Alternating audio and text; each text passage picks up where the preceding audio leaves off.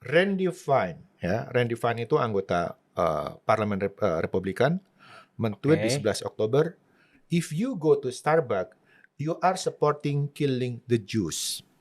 Oke. Jadi Ini baru nih. jadi Hah? boycott itu not necessarily from the side of supporting Oke. Tapi Palestina, tapi juga those who are supporting Israel. Boycott is everywhere, not only in Indonesia. Boycott can happen in input market dan output market, dan boycott is part of your human right. Kamu punya hak untuk memboikot gitu ya.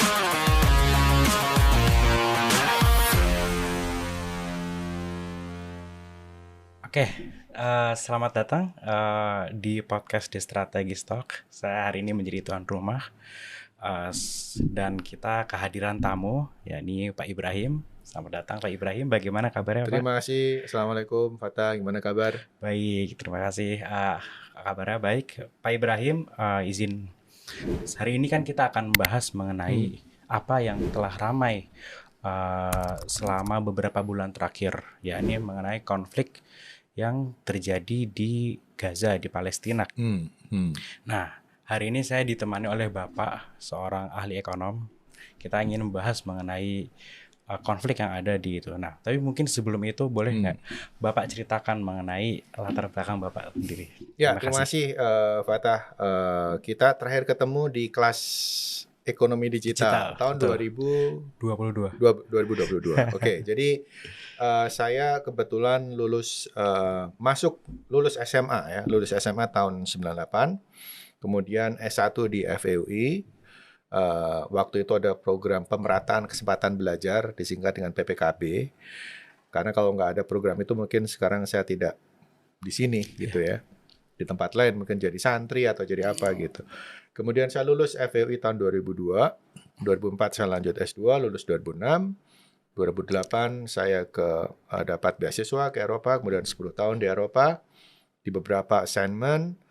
4 tahun pertama mengambil S3, kemudian postdoc, kemudian bekerja di Komisi Eropa sebagai researcher, kemudian kerja di salah satu UN University, universitas dari UN, PBB.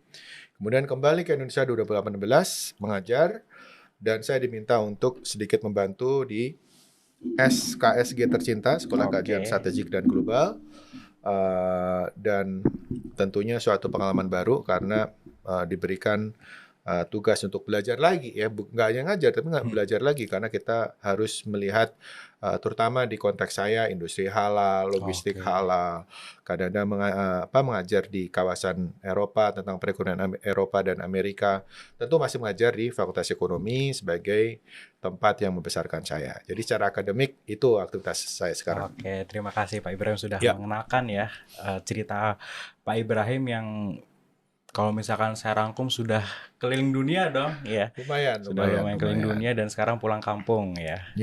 Nah, tadi Bapak cerita ya mengenai pengalaman Bapak di United Nations, di Eropa, European Commission gitu. Dan sekarang saya ingin bawa nih expertise Bapak ke dalam diskusi kita hari ini gitu. Hari ini kita akan membahas ya mengenai konflik yang mungkin it remains same ya, konflik yang udah lama dari tahun 1947, but the pattern, the resistance is different sekarang kan.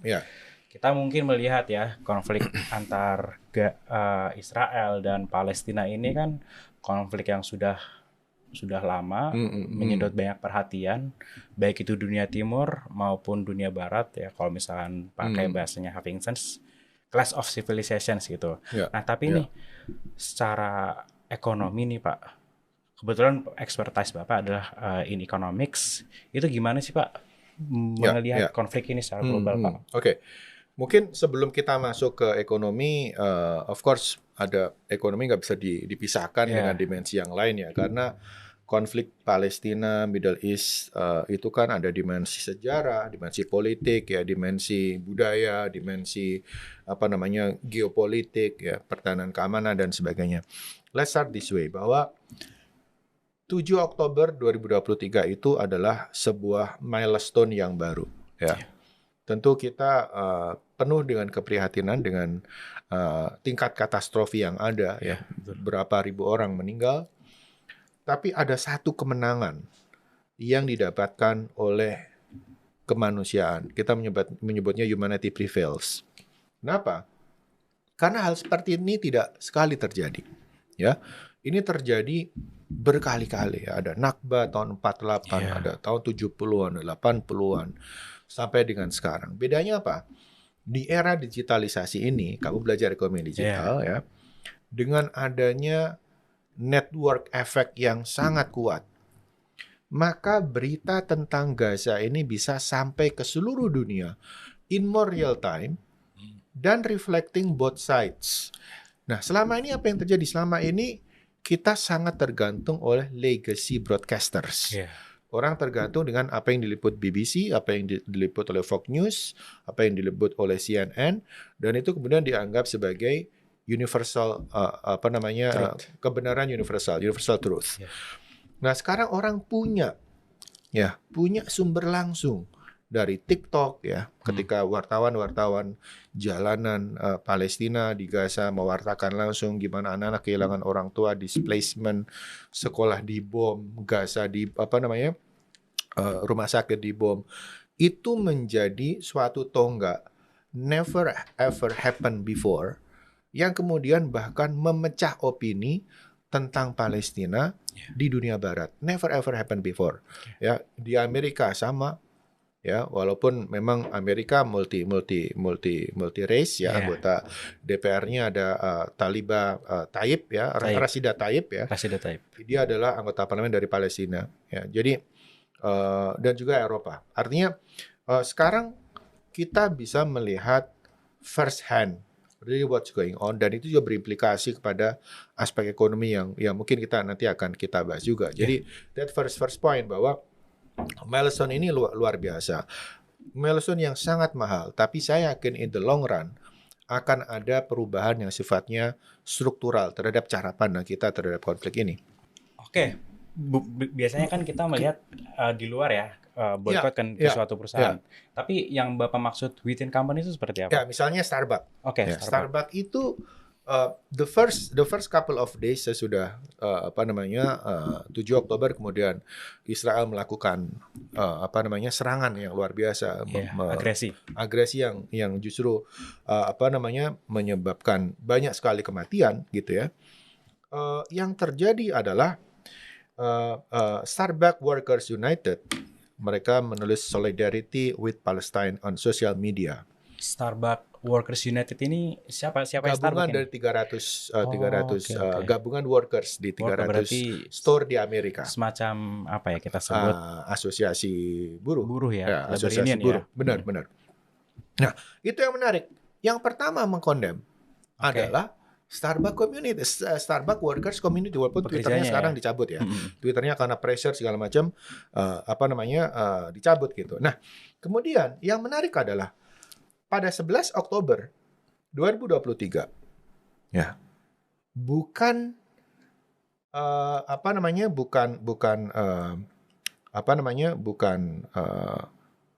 orang Indonesia, bukan influencer dari negara muslim.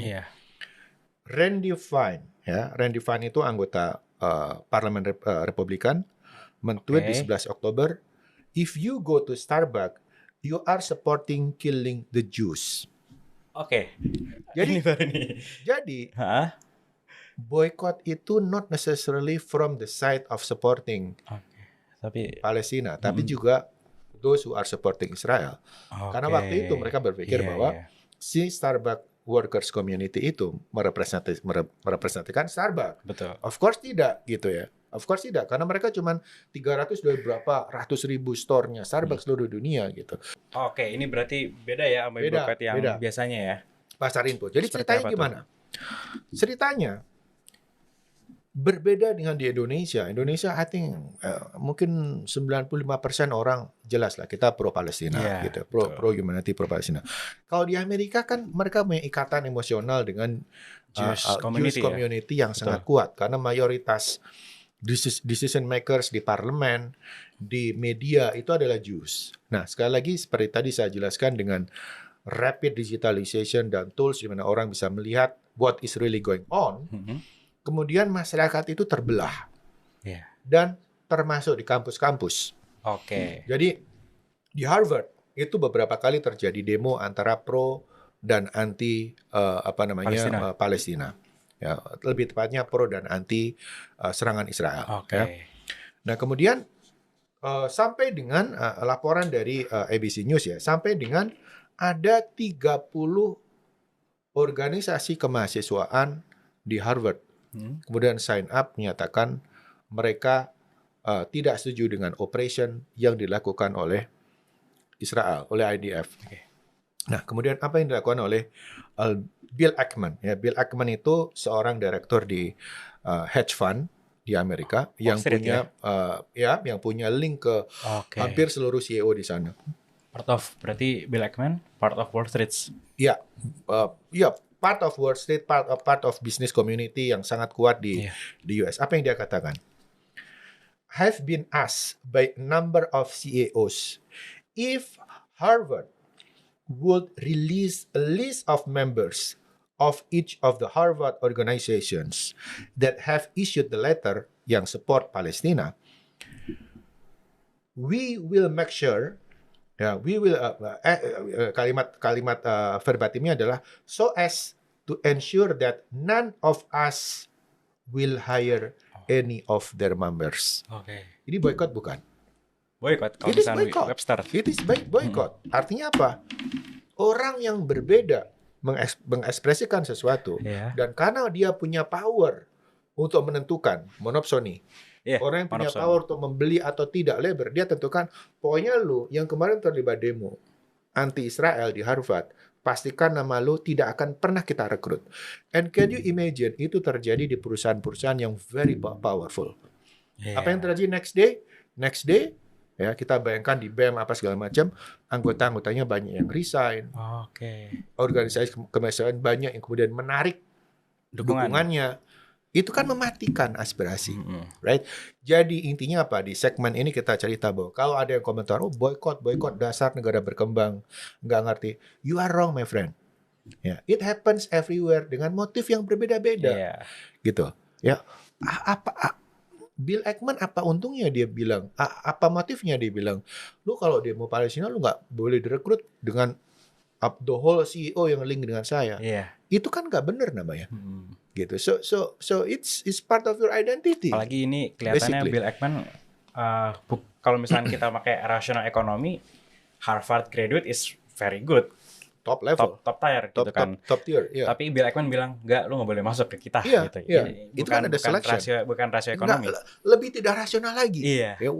What's the logic gitu. Siapa yang mau nolak Harvard? Siapa yang mau nolak? Seperti itu kan. Jadi itu purely biased towards political opinion yang dimiliki oleh anak-anak Harvard yang kebetulan membela Palestina. Gitu. Dan nggak semua mereka dari negara Middle East. Gitu. Banyak kita memastikan dulu konteksnya bahwa boycott is everywhere, not only in Indonesia.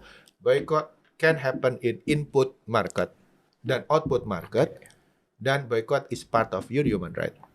Kamu punya hak untuk memboycott gitu ya. Mungkin itu dulu. Nah, boycott happen in input and in output market. Tapi kira-kira Pak,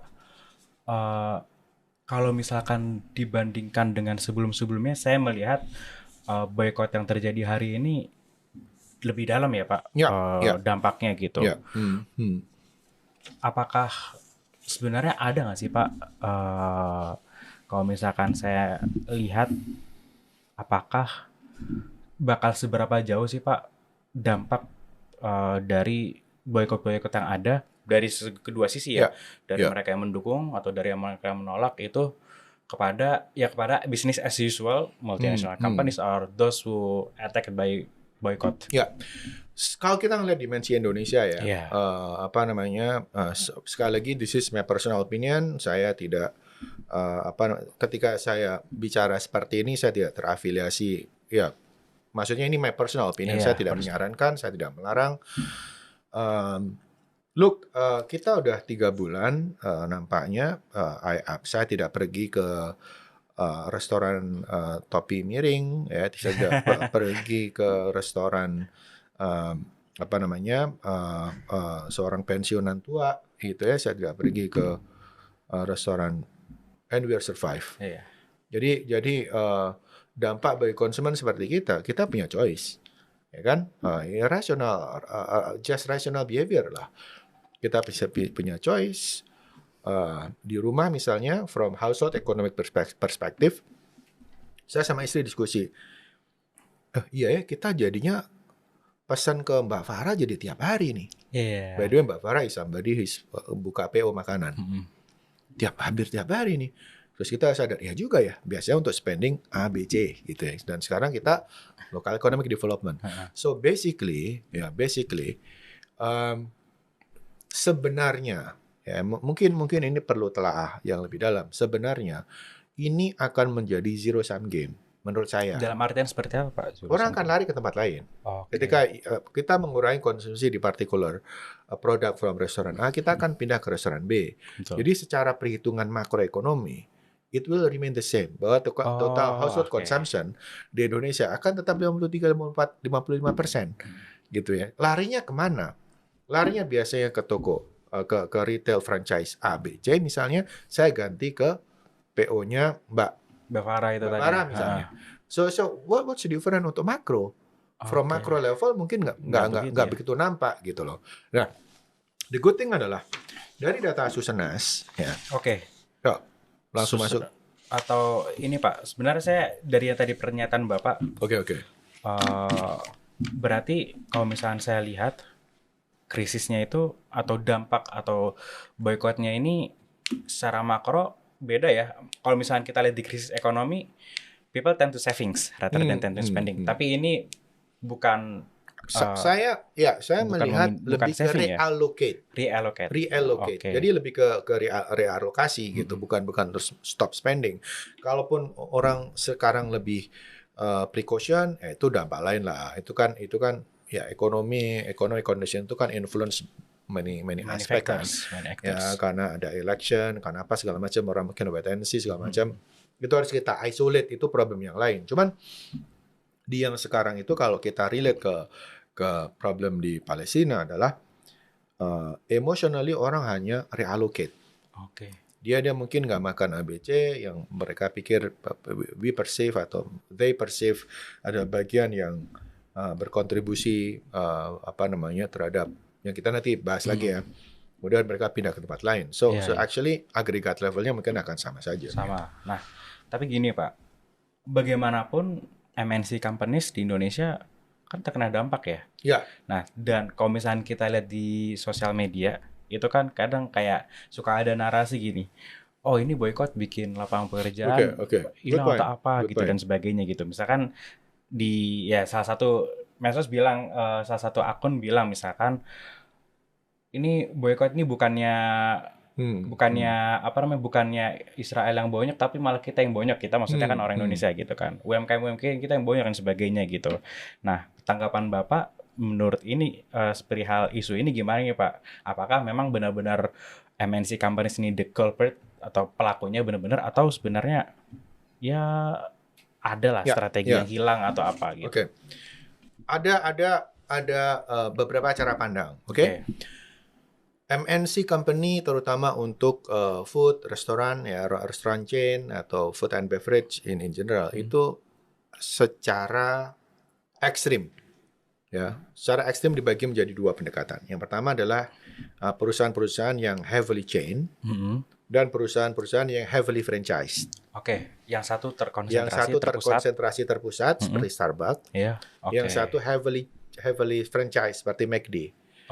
Jadi McD itu yang benar-benar dimiliki oleh McD itu 5%, 5-6%. Jadi sisanya memang license. Struktur perusahaannya beda sama seperti itu. Beda. Kalau Starbucks cuma Starbucks. Ya, as little as I read ya dari reference seperti itu. Jadi mereka berbeda. Nah, sekarang kita lihat untuk yang totally majority adalah license ya atau franchise seperti McD itu.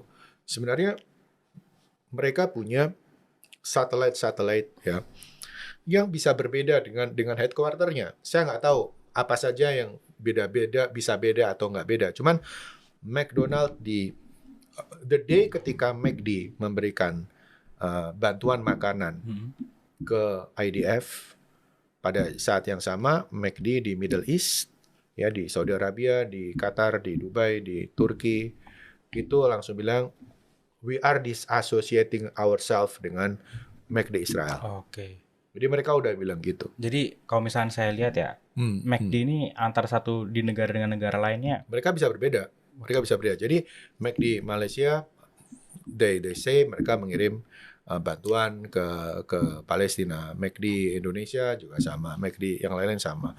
Cuman memang the problem adalah bahwa setiap negara itu kan harus bayar license fee. Nah, license fee ini yang kemudian masuk ke McD Global. Ya, McD Global ini yang kemudian ya keputusannya kita tidak tahu gitu. As many as other US-based company yang sangat strong tied dengan Israel, ya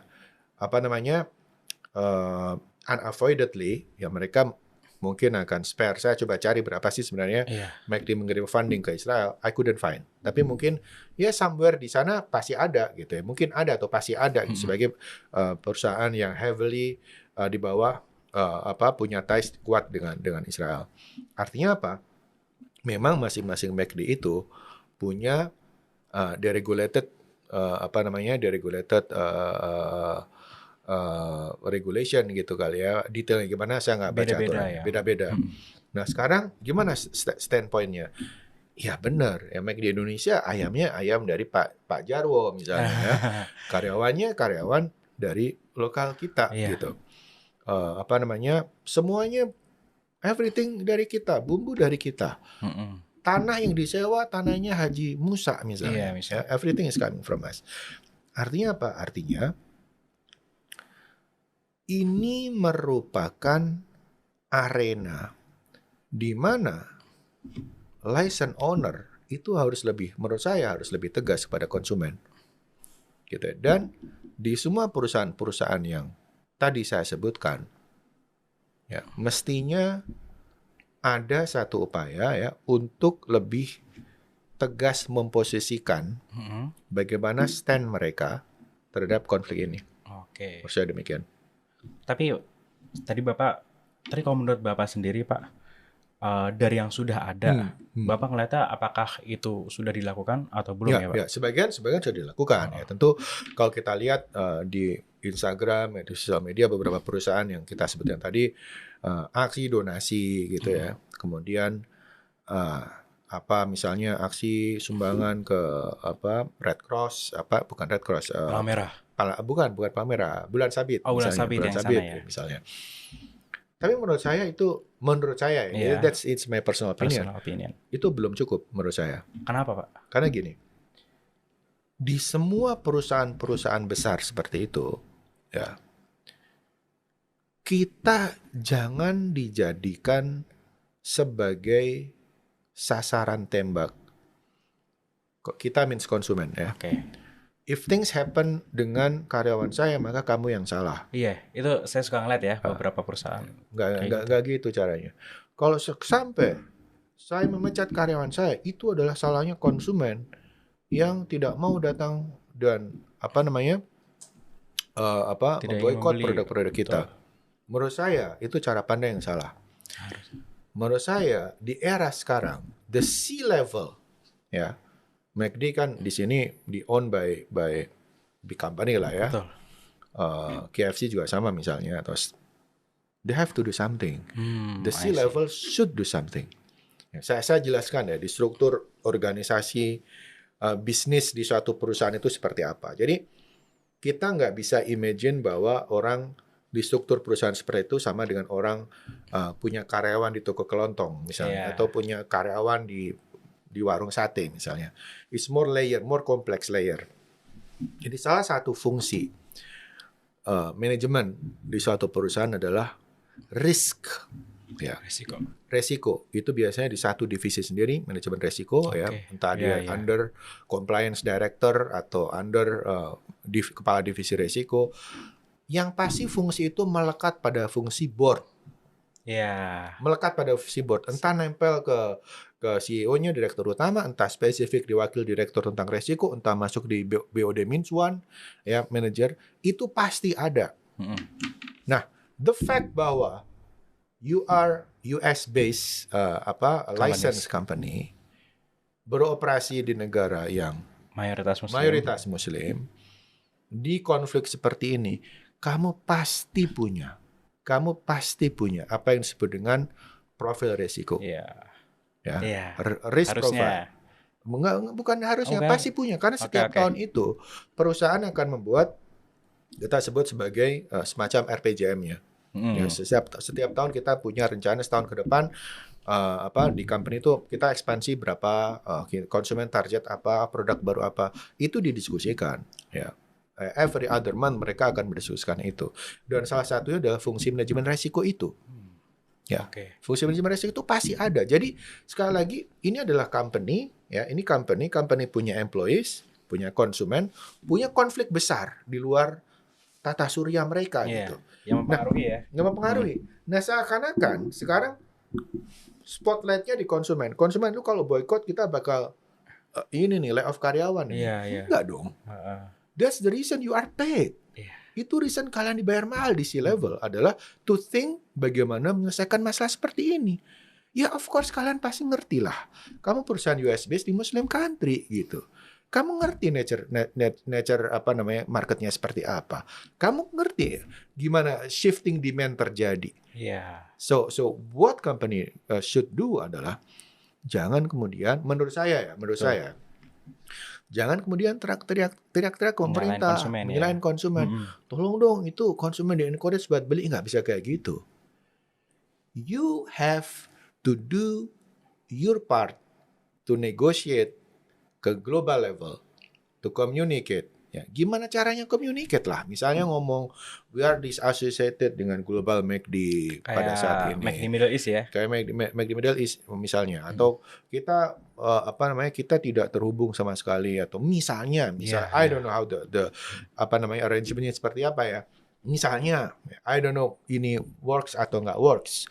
Misalnya ngomong the whole process ketika isu tentang Middle East ini tidak resolve, maka our company tidak membayar license fee ke global. Sampai durasi di mana konflik ini terjadi, so that our customer will be ensured bahwa tidak ada 1 sen rupiah pun uang dari mereka yang terkirim ke global dan kemudian the other side of the coin digunakan untuk membiayai IDF atau Israel. Kalau statement itu muncul, setidaknya itu akan reduce tension, karena kita tahu bahwa duit kita nggak buat ke sana nih, gitu ya.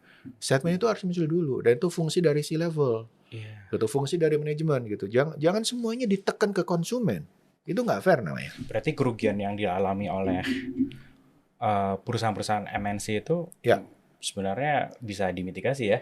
Menurut saya bisa dimitigasi. Karena apa? Karena from the set of customer, ya, kita juga tahu lah yang direkrut mereka itu siapa. Itu saudara-saudara kita sendiri. Mereka yang mungkin orang tuanya lagi sakit, butuh biaya buat anaknya, butuh biaya dia sekolah, beberapa baru merasakan bisa bekerja di pekerjaan formal. Kita harus bersimpati. Itu apalagi kita di ekonomi, itu berarti transisi dari informal labor ke formal labor, itu upaya yang luar biasa. Bagus. Ya, di tengah kondisi seperti ini ada employment creation. Nah, tapi sekali lagi fungsi yang tadi juga harus diingat. Fungsi manajemen. Ya, manajemen function C-level company yang harus bisa mengkomunikasikan ini ke konsumen. Ya, talk about business canvas lah. Business canvas itu satu kotak besar. Isinya adalah understanding your customers. Dan itu yang menjadi tugasnya level C-level. Nah, saya mungkin ingin ya mau lihat ke, kalau menurut Bapak nih, tadi mungkin saya akan balik lagi ke soal realokasi. Nah, yang tentang realokasi spending nih, kira-kira gimana ya menurut implikasinya bakal sejauh apa ya mereka akan merealokasi dan sebagainya gitu dengan ke perusahaan MNC itu. Jadi misalnya ini data Susenas ya, tadi saya mau ceritain kemudian kita kepotong sedikit. Data Susenas kita itu menunjukkan pergerakan yang luar biasa.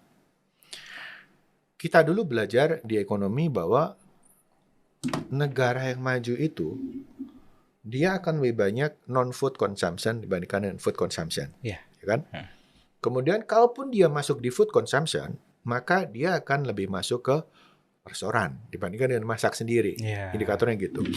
Nah, sekarang kita lihat ya bahwa dari data Susenas, rata-rata konsumsi ayam ras rumah tangga ya itu meningkatnya hampir double setiap tahun. Hampir double setiap tahun. Jadi dari sekitar sekarang 6 kg ya tahun 2021 data terakhir yang saya dapatkan 6 kg per rumah tangga per tahun se-Indonesia loh ya. Ini berarti Indonesia ada berapa? 40 juta rumah tangga mungkin, tinggal dikalikan aja berapa gedenya. Kemudian dia meningkat hampir 2 kali lipat dari konsumsi ayam ras di tahun 2020. Dari sekitar 3,5 ke 6. Hampir double. Artinya apa? Demand kita emang tinggi banget. Demand kita emang tinggi banget. Dan tadi yang saya bilang dengan relokasi. Ketika kamu sudah misalnya tergantung dengan ayam, you have family, 3 orang anak misalnya tergantung dengan ayam, you will find a way untuk memenuhi itu. Gitu, entah masuk, I don't know, saya nggak sebut merek ya, misalnya I don't know, mungkin chicken wing atau apa gitu ya, atau perusahaan-perusahaan ayam goreng pinggir jalan,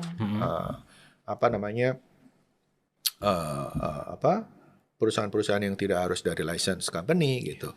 Pasti itu akan terjadi. Kenapa? Karena trennya memang demand for chicken kita itu setiap tahun meningkatnya double. Itu tadi yang saya bilang, relocation itu pasti terjadi. Karena demand-nya udah ada gitu. Dan it happens juga dengan kopi, it happens juga dengan yang lain-lain gitu kan. Dan salah satu juga tanda di transisi demografis itu adalah ada beberapa staging kan. Di salah satu staging itu adalah bahwa konsumsi rice-nya turun dan konsumsi non rice-nya turun. Ya kan? Itu makanya orang geser dari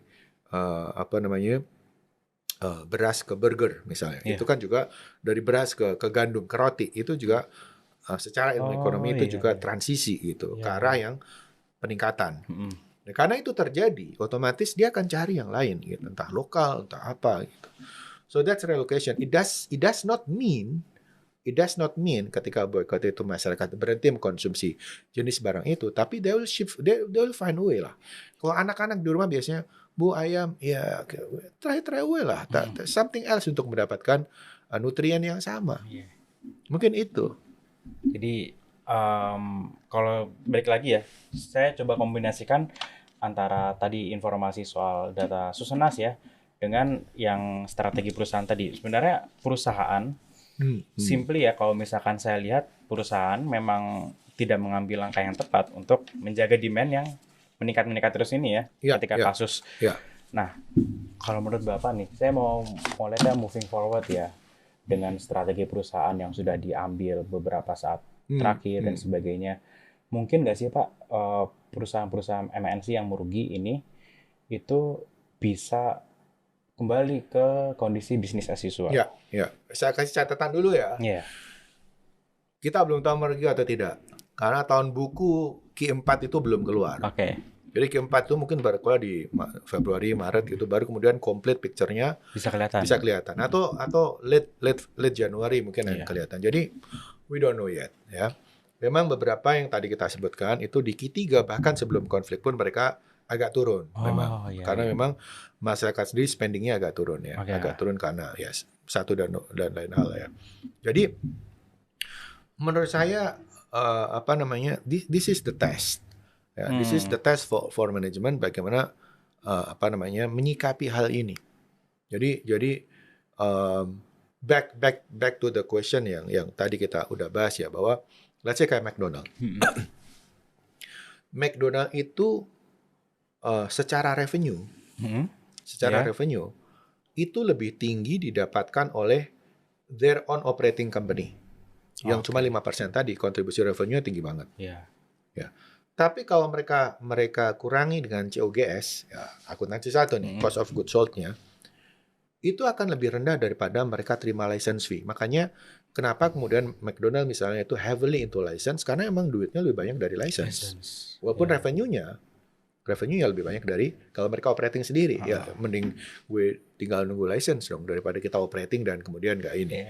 Nah, artinya apa? Artinya saya menduga bahwa unless ada radical statement ya dari konflik ini gitu, radical statement, perubahan statement. Ya sekarang mereka udah mulai melunak kan. Mereka CEO-nya juga mulai bilang bahwa kita pro kemanusiaan, ya siapapun gitu. Ini boykot agak sedikit lebih panjang. Oke. This is not like boykot. Mohon maaf ya 212 misalnya. Ini beda. Ini beda karena ini a bit structural. Menurut saya ini a bit structural. Dan orang udah mulai tes juga kan. Tesnya gimana? Gue lihat gue 3 bulan fine aja. Kita bisa cari substitusi kok gitu. Jadi awalnya orang mikir ya paling minggu depan udah lupa. Atau bulan depan enggak. Ini rada beda menurut saya. Ini bakal lebih struktural. Dan ketika kita udah lewat 3 bulan dan everything is okay, they will continue go on. Gitu orang dan akan bandel konsumsi rumah tangga akan menemukan satu normality lagi gitu. Ternyata bisa survive kita. Anak nggak protes juga gitu misalnya gitu. Jadi itu yang akan terjadi. Makanya ya nggak bisa nggak ya harus ada sesuatu yang lebih radikal. Misalnya di Indonesia itu tadi disassociated lebih berani ya. Lebih berani lagi gitu. Misalnya convincing customer bahwa gue jamin kok nggak bakal ada uang kalian yang masuk ke sana. Mungkin dengan itu orang sedikit lebih terconvince untuk orang-orang yang menganggap bahwa konflik ini merupakan sesuatu yang mereka harus bela karena menyangkut harga diri, menyangkut apa yang mereka pahami sebagai membela sesama. Entah sama muslim atau sama orang yang teropres sepanjang waktu gitu. Oke, apalagi kalau misalkan saya boleh kasih komentar ya Pak. Kalau misalkan dilihat-lihat beberapa tahun terakhir ini kan saingannya MNCs, McD dan sebagainya kan udah mulai banyak ya Pak. Ayam geprek. Terus ya ibaratnya masyarakat udah melihat ada banyak substitution. Atau Starbucks kan dari lokal kita udah banyak yang kopi kenangan, kopi apalagi udah banyak gitu. Saya rasa memang akan ini ya. Starbucks might be slightly different. Kenapa tuh? Maybe slightly different. Karena beda perusahaan beda ini ya. Bukan. Saya ngerasa segmentasi dari McD itu, McD atau yang lainnya itu ada banyak irisan yang sama. Dan menurut saya produknya lebih mass production, lebih kalau di Indonesia ya itu lebih ke kelas menengah tapi nggak terlalu tinggi gitu ya. Menengah menurut saya ya. Starbucks a bit higher. Kan harganya lebih mahal daripada. Jadi ketika mereka sudah punya loyalty customer, mungkin mereka agak sedikit lebih bertahan dan terlebih secara umum ya kalau kita lihat ya mereka lebih menengah ke atas dan biasanya lebih value, mungkin not really into not attached ke boykot ya. Menurut saya nggak terlalu ada attachment menurut saya. Jadi terutama beda dengan Starbucks di Middle East. Kenapa? Karena ya mereka kaya banget. Middle East is very very rich sehingga Starbucks is like pinggir jalan juga gitu ya. Mereka nggak punya problem dengan purchasing power. Nah itu mungkin akan terpengaruh. Di kita Starbucks itu lebih ke a bit of upper echelon dan mungkin punya konsumen yang loyal. Punya konsumen yang loyal gitu. Sehingga mungkin maybe ya mungkin pengaruhnya kalaupun ada less affected dan food chain. Nah tadi ini kan konteksnya di sektor food production sih ya Pak. Nah menurut Bapak nih saya mau kira-kira gimana nih buat sektor yang non food, tersier kita sebut mungkin tersier atau apa yang di satu sisi mereka punya substitutnya nggak banyak ya. Contoh komputer atau apa gitu kan. Good point. We are entering the core of the discussion. Tapi di satu sisi ini kan bukan produk yang dibeli setiap hari gitu. Ya, itu kira-kira menurut Bapak gimana? Oke. Saya refresh pertanyaannya untuk saya sendiri ya. Biasanya kan gini. Lu boykot McD, KFC Burger King, misalnya nih ya, di sosial media, betul. Starbucks, lu boykot Facebook dong. Lu boykot TikTok dong, bener nggak? TikTok sih enggak ya. Lu boykot Tiongkok, Instagram lah. US companies. Yeah. And that statement is wrong. Karena apa? Kita kan belajar digital economics. Iya. Karena apa? Ini mulai seru nih, karena ini ranahnya Bapak nih. Nah, karena apa? Yang satu adalah normal goods. Yang satu adalah network goods. Oke. Nah, bedanya apa? Value dari normal goods itu di mana?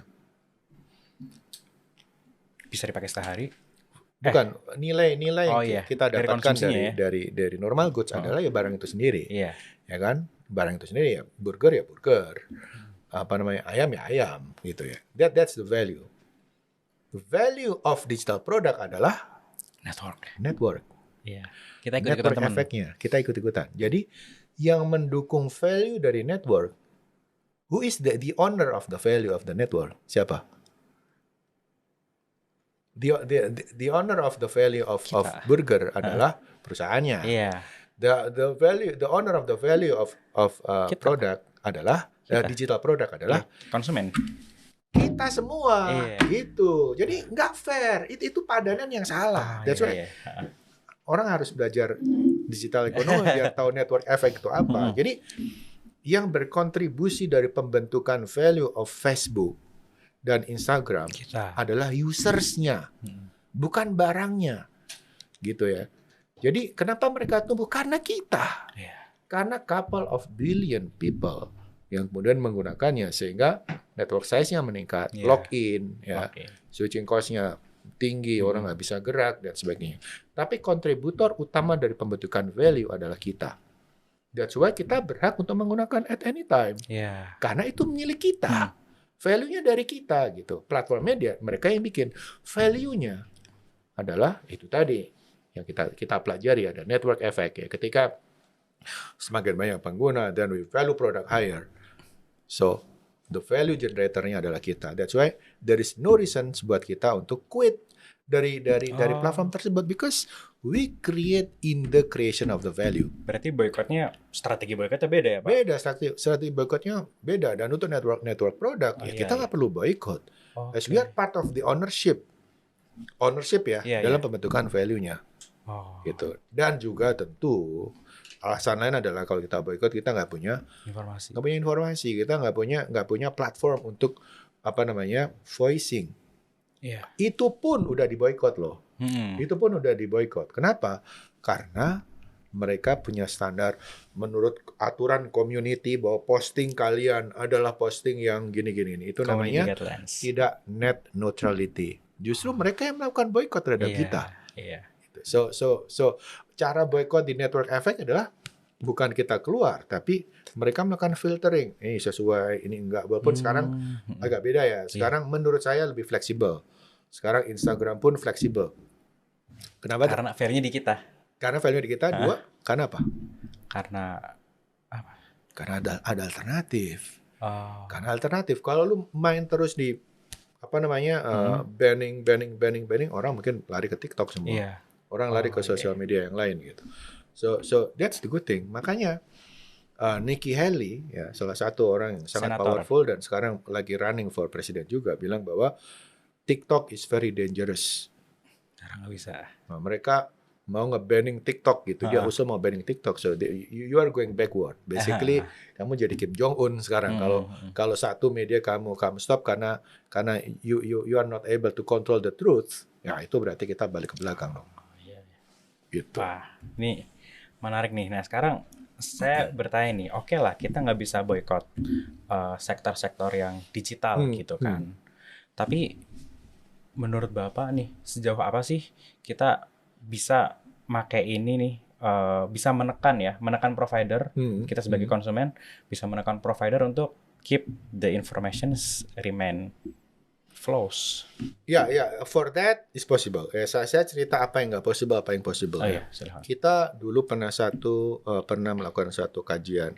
Maksudnya kita means when I was in European Commission, ada satu kajian itu melihat si bisnis canvas-nya kita sebut big tech ya. Big tech companies itu seperti apa?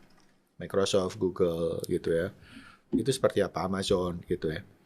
Dan kalau kamu lihat bisnis kanvas mereka, almost always itu akan ada satu kotak Israel. Oh, okay. Entah di bagian R&D-nya, entah di bagian apanya, betul, entah di bagian, there's always involving plan mereka atau research base mereka di Israel. Artinya apa? Cannot. Cannot. Untuk digital teknologi ya memang hardware terutama layer 1 kalau kita belajar agak berat. Ya, agak berat ya. Teknologi dependensi kita nggak punya pengganti gitu ya. Apa namanya kalau di karena di SKSG itu ada KTTI, Kajian Timur Tengah dan Islam. Okay. Nah, ini ada satu bagian KTTI yang mau saya bring ya. Ada satu yang mengatakan bahwa kalau kamu melihat kemungkaran, man ra'a minkum munkaran falyughayyir biyadihi. Kalau kamu punya power, pakai power. Kalau nggak bisa, falam yastati fabilisanihi. Kalau nggak, ngomong aja. Kalau zaman sekarang nulis aja di Instagram lah. Itu sebagian dari kita mendefense. Falam yastati fabiqalbi. Ya kalau emang udah lemah banget, opsi 1, 2 nggak bisa, ya at least kamu pakai, tapi doesn't mean ketika kamu ngetik di sini, ini kita mendukung operation, nggak gitu. Jadi ada layering gitu. Kalau saya melihatnya seperti itu. Something bisa kita kontrol. Something beyond our control, ya udah jalanin aja. Oke. Nah, saya menarik nih. Kalau misalnya di ekonomi digital kan ada beberapa layer ya. Layer 1 mungkin isinya Intel atau ASML gitu kan. Mereka-mereka yang barriers to entry-nya besar sekali. Dan sekarang dimiliki banyak connected with Israel gitu kan. Layer 2 telekomunikasi atau apa gitu. Layer 3 ya kita berarti kan konsumen Facebook itu. Layer 3 internet dulu. Oh maaf ya, internet dan baru itu. Nah, kalau menurut Bapak nih sejauh mana sih kita bisa not taking control tapi influence ya ke tier itu gitu. Karena mungkin kalau misalnya Bapak ingat kita tahun 2008 atau 2000 kan di DPR pernah rame ya karena salah satu BUMN kita ternyata punya kerjasama kontrak sama Israel gitu. Dan mungkin saya kurang tahu sekarang bagaimana gitu. Nah ini menurut Bapak gimana nih? Karena kan teknologi mostly di mereka gitu kan. Iya. Layer 3 dulu. Oke. I think layer 3 itu I don't know ya, tapi of course kita tidak memboikot platformnya, cuman voice di sosial media itu sebenarnya kalau sekarang maybe 70-30 atau 80-20 in favor of supporting Palestina menurut saya. Kalau lebih banyak jauh lebih banyak yang mendukung Palestina daripada Israel. Jadi orang menggunakan platform itu justru untuk menginformasikan dan voicing pandangan mereka ya terhadap konflik yang terjadi. Mungkin saya nggak tahu, it's not relevant for current discussion ya, tapi kita juga tahu current conversion rate ke Muslim itu tiba-tiba tinggi banget gitu ya. Karena apa? Karena mereka menggunakan layer 3 untuk telling the truth what's really going on dan bagaimana kita bisa mempotray the real condition sekali lagi against what is being reported by the legacy broadcasters. Layer 3 I think oke lah.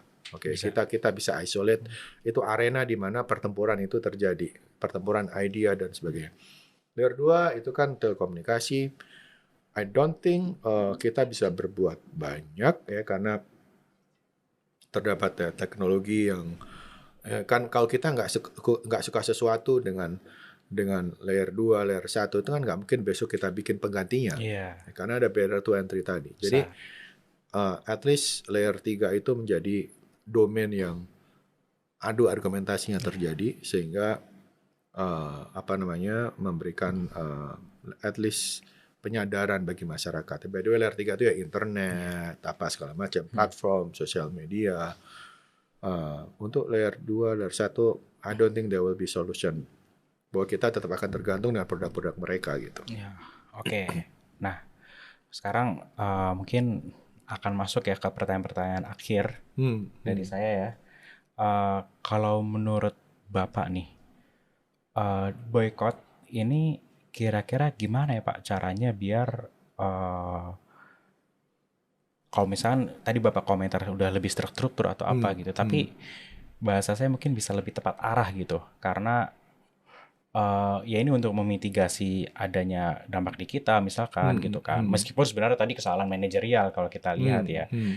Gitu. Nah, itu kira-kira gimana Pak kalau misalnya kita ke layer 1 atau layer 2 kan cost-nya di kita gitu kan. Dan ya it's good to try, tapi kan mungkin kita bisa ngelihat ada motivasi lebih lain misalkan economic development atau apa gitu.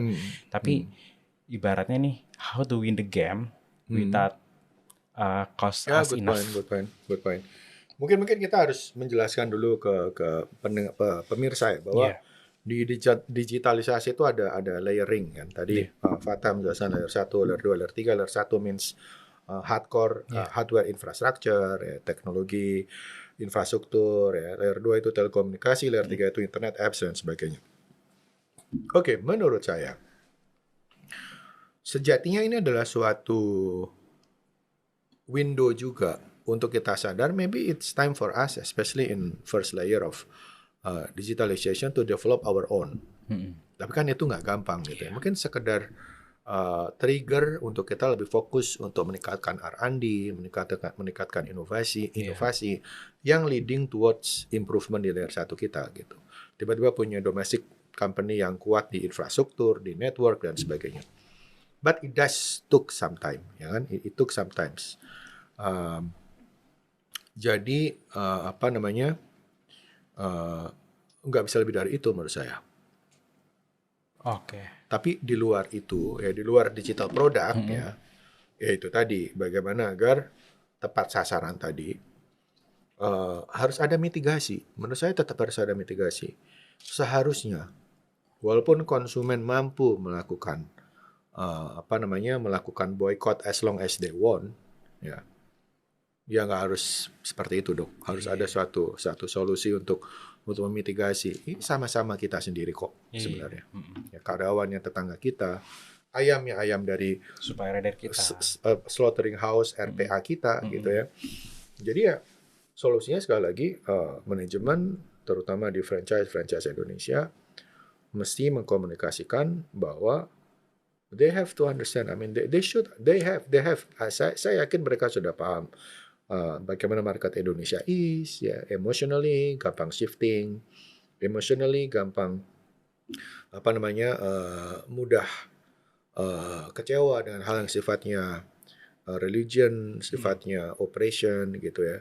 Dan mereka konsumen nggak bisa disalahkan. Konsumen nggak bisa disalahkan. It happen juga di tempat lain gitu ya. Sehingga ya harus ada solusi manajerial untuk mengkomunikasikan ini ya, misalnya itu tadi. Ya. Mungkin itu adalah pertanyaan penutup ya Pak. Ya. Bagaimana kalau dalam kita kembalikan ke konteks kita, how do we, ya intinya kalau saya lihat ya ini semua kembali ke strategi sih. Ya. Akhir-akhir ini bisa besar, bisa dampaknya bisa masif ya karena mungkin strategi udah berbeda ya. Strategi kita memboikot udah berbeda, kemudian banyak substitutions yang terjadi, not in food productions, tapi ada Facebook, bisa substitusi ke TikTok dan sebagainya gitu. Intinya kita lihat hari ini lanskap ekonomi semuanya berubah ya. Dan ya udah harus diambil kesempatannya gitu. Mungkin saya sangat berterima kasih ya Pak atas diskusi hari ini. Sangat seru. Mungkin kita, kalau yang saya lihat, kita banyak membuka hal-hal yang sebenarnya belum banyak didiskusikan Pak. Kalau misalkan kita didiskusikan di sosmed kan kebanyakan kita bahas ini dampaknya ke UMKM rugi atau apa misalkan gitu kan. Atau kalau misalkan kita lihat kan sebenarnya ada salah satu gerakan ya, misalkan BDS, Boycott, Divest, Sanctions, yang mereka ini global kan, BDS itu global. Nah, kalau misalnya saya boleh cerita tentang BDS, itu kan mereka punya layer-layer juga Pak, layer boycott, ada layer boycott yang ini kasih tekanan rendah aja, ini kasih tekanan tinggi gitu kan. Dan karena targetnya perusahaannya itu tadinya targetnya perusahaan Intel atau apa kayak gitu. Saya nggak ingat ya targetnya, tapi banyak perusahaan telekomunikasi, perusahaan elektronik akhirnya yang dikasih penekanan ke serangannya ya ke pemerintah jangan tender lagi misalkan. Jadi kayak strateginya udah lebih dalam gitu, ruginya udah lebih besar. Kita tadi nggak masuk diskusi ke government sih memang. Tapi ya possible juga sih, karena per hari ini kan Bu Retno juga mau masukin Israel ke criminal ICC, justice kan. Ya why not gitu, mungkin pengadaannya mulai tahun depan, whoever yang elected ya mungkin stop pakai, tapi alternatifnya juga harus ada dan kredibel. Jangan lupa bahwa teknologi itu harus interoperable. Dalam artian seperti apa? Maksudnya gimana tuh interoperable tuh misalnya kamu selama 10 tahun ini pakai hardware apa gitu, terus karena kamu marah sama Israel, pecah kongsi sama IBM misalnya nih ya, terus ganti apa, terus nggak cocok, terus datanya nggak bisa interoperable, nggak bisa koeksis apa segala macam, kan nggak benar juga gitu. Jadi harus ada pertimbangan-pertimbangan yang sifatnya praktikal juga kalau pendekatannya bidang teknologi. Setuju bahwa yang digital produk ini dampaknya langsung ya. Jadi itu yang harus itu kalau boykot itu yang kena langsung ke jantung. Tapi jangan lupa teknologi itu ada lock-in effect gitu kan. Udah kadung lama terus nggak bisa langsung diganti. Ada switching cost gitu. Sesuatu yang kita harus timbang-timbang. Makanya saya mengatakan di aspek itu agak sulit nampaknya. Agak sulit. Tapi mungkin bisa juga pemerintah yang punya power untuk sedikit digertak, mungkin Kominfo kalau gini-gini kita ganti tender nih gitu kan. Yang lain misalnya. Ya itu hal-hal yang harus lebih baik didiskusikan. Jadi akhirnya apa? Akhirnya seharusnya boykot not emotionally mostly ya, tapi harus rasional juga gitu. Dan ini setuju. Diskusi ini yang saya menikmati ya. Ada kita network effect dan sebagainya. Saya rasa audiens juga perlu tahu gitu bagaimana agar boykot ke depannya bisa lebih efektif, bisa lebih kena ke jantung gitu dan tidak terlalu mengorbankan antar kita aja ya. Setuju. Oke, mungkin Bapak ingin menyampaikan sepatah dua kata terakhir? Ya, kita mungkin ada satu aspek yang tadi sebenarnya kelewat. Apa itu, Pak? Trade effect. Oke. Jadi sekarang itu Laut Merah itu juga membara kan. Dan itu juga membawa dampak ke perdagangan, membawa dampak ke logistik cost gitu. Ini bisa kemana-mana. Nah, jadi pesan kita mungkin ya masyarakat harus juga berpikir it will be a long battle. It will be long battle, a very long battle. Karena memang Israel ini nampaknya bahasa Jawanya udah terlanjur basah. You know the last time saya nonton di film Ten Amendments, I think. Saya lupa judul filmnya, mungkin Ten Amendments. Jadi di akhir hayat Fir'aun itu bilang ke istrinya. Ya ini film ya, ini bukan di sejarah gitu. Dia bilang ke istrinya gini. Wah, itu titik udah kritis banget. Musa udah pokoknya dia udah dalam kondisi yang kritis ya, harus mengejar Musa gitu ya. Di akhir hayat dia cerita, gue sebenarnya nggak mau lagi mengklaim gue sebagai Tuhan, tapi udah kadung. Jadi udah kadung nih. Basah dulu ya. Gitu. Sangkosnya udah tinggi banget. There is no way to return. There is no point to return. Saya melihat sebenarnya Israel sooner or later dengan pressure yang luar biasa dari internasional itu akan mengalami hal yang sama. Saya yakin dengan kebesaran Tuhan, dengan kebesaran Allah SWT, dia akan mengalami hal yang sama. There is no point to return. Ya. Kenapa? Karena Amerika juga sedikit demi sedikit agak lunak ya. Kalau kita ikuti statement dari Anthony Blinken ya beberapa waktu terakhir, udah mulai nggak 100%. Dia mulai gelagapan tiap ditanya. Genocide, didn't you see? Dia mulai gelagapan. Sunak juga di parlemen, kiri, kanan, depan, belakang juga internal digoyang. Internal mitra mereka itu berubah. Even ketika British ya, Inggris menyerang Houthi di Laut Merah, parlemen mulai curiga, this is only your position to secure kepentingan bisnisnya Sunak saja misalnya. Dan sekarang Sunak memberikan statement yang very, very, very, very funny. Dan dia bilang bahwa serangan Houthi ke kapal-kapal itu diarahkan ke semua kapal dan tidak ada urusan dengan Palestina, which is of course wrong. Kapal lain bisa lewat. Ya di screen kapal Amerika, Inggris dan Israel. Gitu. Jadi mereka semua sedang digoyang di internal. Dan saya yakin at certain point, ya, logistik peperangan ini kan juga mahal ya. I think at certain point Netanyahu akan berada di posisi Fir'aun di titik akhir di mana gue sebenarnya udah nggak pingin lagi. Tapi there is no point to return. Okay. Ya, jadi kita berharap konflik ini akan berakhir ya tentu dengan kemenangan kemanusiaan. Dan saya yakin kita akan ke arah sana sih. Okay. Baik, Pak Ibrahim. Terima kasih banyak. Dengan senang hati. Terima kasih sangat bagus atas undangannya. Terima kasih sudah hadir di Strategis Talk. Kita akan rilis cepatnya. Terima kasih, Pak. Terima kasih.